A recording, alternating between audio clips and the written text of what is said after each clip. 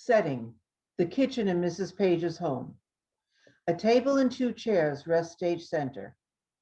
A dresser with a framed photograph of a meadow on its surface rests upstage left. A doorbell rings off stage. It's open. Mrs. Page, it's Miss Harris. I'll be out in a second.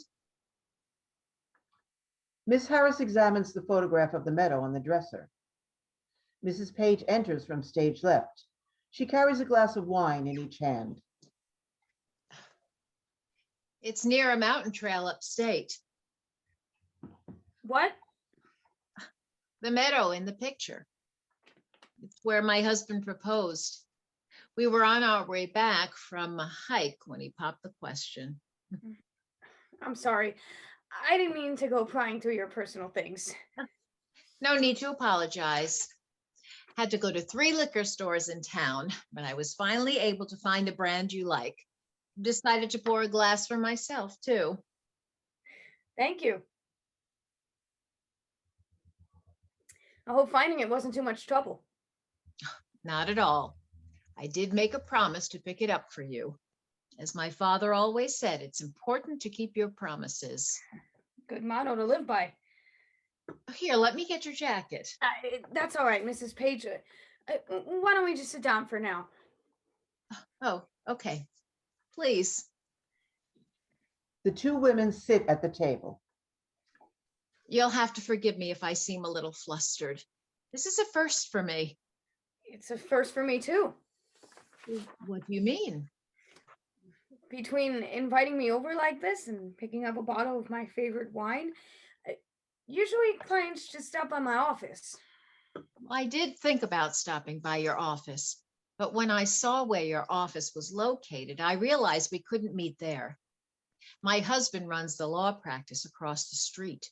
If one of his co-workers looked out the window and saw me heading into a private investigator's office. I understand. Same reason I didn't want to meet anywhere public. Yes, I can see now why that wouldn't work. Tell me, Mrs. Page, where's your husband now? He had to head into the city. His brother called late last night regarding a family emergency. He won't be back until late tonight. Let's get right down to business then.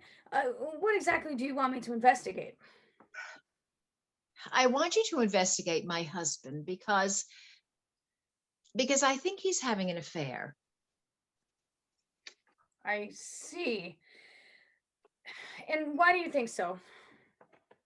Certain mannerisms and behaviors I've noticed. He'll be on the phone, and when I walk into the room, he'll suddenly hang up. He'll tell me he has a late meeting at the office, but when I call the office, there's no one there. I've also been smelling his shirts before they go into the wash lately, and they'll have traces of a perfume that isn't mine. How long's this been going on? For a few months now, but the signs have been becoming more apparent over the past few weeks. I see. Well, I've certainly investigated plenty of affairs over the years. Well, not like this one. What do you mean? It's not just the affair I'm worried about. You see, I feel crazy for saying this out loud, but I also think my husband is planning to kill me. Mrs. Page, that is a very serious accusation. I know. Believe me, I wouldn't bring it up unless I honestly believed it. And what makes you believe it? Tell me, why on earth would your husband want to kill you? It's no secret how wealthy I am. As the sole heiress of my father's fortune, I inherited everything when he died. And now, in the event of my death, my husband would inherit everything. But isn't your husband already rich with his own law practice? This isn't known to the public yet, but it will be soon. My husband's law practice is failing. It's been failing for a while now, and it'll go completely under soon. He's going broke, and he's getting desperate. And besides, He has someone new to provide for now. These are all just theories and suspicions, though. Uh, they're not proof. I do have proof. At least I think I do. And what might that be? I found an envelope in my husband's study. It was in one of his desk drawers. I think it might be poison. Poison? Yes. Yeah, at least that's what it looks like. And why haven't you gone to the police with this? Well, because I'm not completely sure. Imagine if I walked into a police station and told them what I just told you, and it turned out not to be poison. They'd think I was crazy. My husband would find out, and then I'd be in an even worse situation. Maybe if you could take a look at it.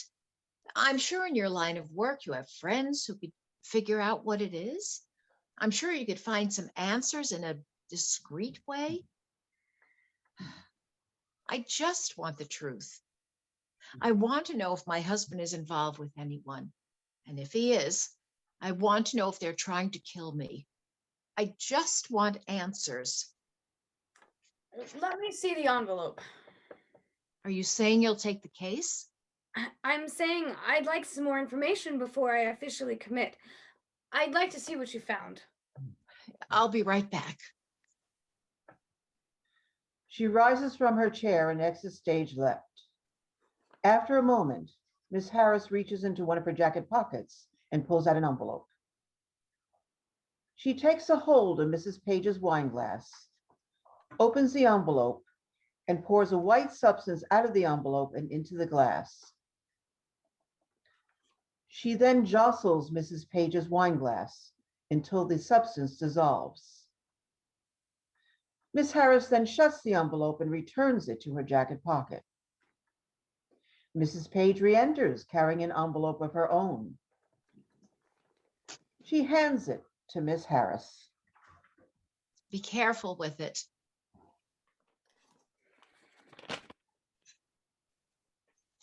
What do you think? I'm certainly no expert on identifying these kinds of things. You said you found this in the back of his desk drawer? Yes. I mean, why else would he have hidden something like this from me unless he wanted to use it? I'll tell you what. I have a friend down at the crime lab. I can take a sample out of this envelope and have him analyze it. Are you saying you'll take the case? Like you, I want to find out the truth. I want answers too. I'll take the case. Thank you. Oh, thank you. While we await the results of the analysis, I think it'd be best for you to get out of the house. Stay with a friend. Take a mini vacation, whatever. If what you think is true, it's important for you to get away while I investigate. I have a friend in the city I can stay with. I'll call my husband later and tell him I'm going away for the weekend. Oh, God, I just can't believe this. I can only imagine how difficult this must be for you. Why don't you take the next few minutes to compose yourself? Try having some wine.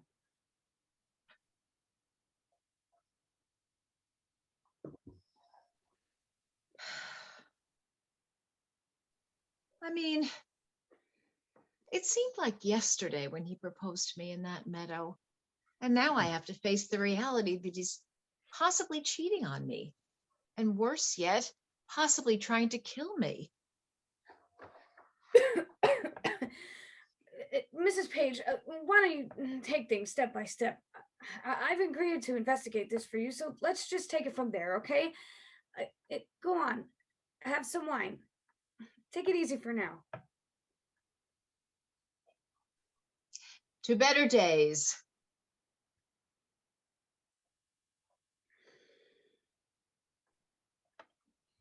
I still keep thinking about that meadow.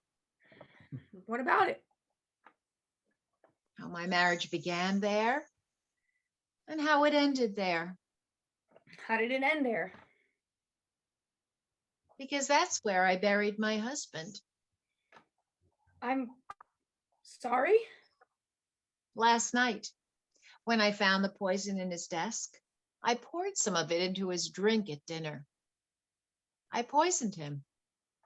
I poisoned him in the exact same way I know you're now trying to poison me.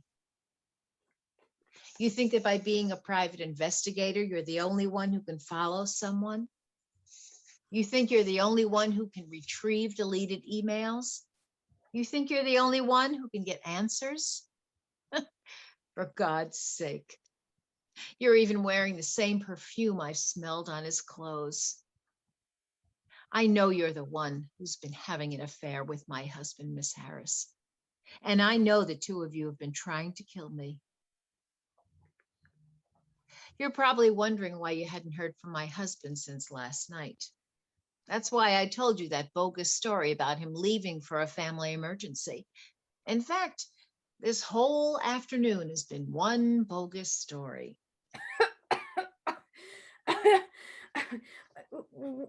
What are you talking about? That's why I posed as a potential client.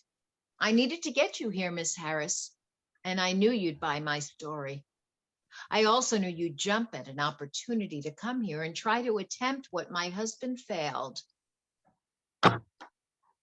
When I put the poison in my husband's drink, it took about 10 minutes before he began to feel any effects. Given how quickly you've chugged that wine, and given how much you're coughing now, I'd say you're already feeling the effects of the poison I put in yours. You. She tries to steady herself at the table, but collapses on the nearby floor. Mrs. Page rises and walks over to the dresser. She picks up the photograph of the meadow.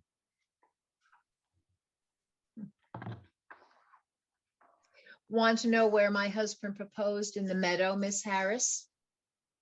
He proposed to me in between two trees at the meadow's edge. None of the hikers from the mountain trail ever went there, and he thought it would be romantic. When I accepted his proposal, he promised me he would spend forever with the woman he loved. She sets down the photograph, opens a dresser drawer, and pulls out a bedsheet. She walks over to Miss Harris, who withers on the floor. I dug two graves in between those trees, one for him and one for you. Since my husband loved you, he'll still be keeping his promise. She tosses the bedsheet onto Miss Harris. Miss Harris withers for another moment before her body becomes still beneath the bedsheet. As my father always said, it's important to keep your promises. End of play.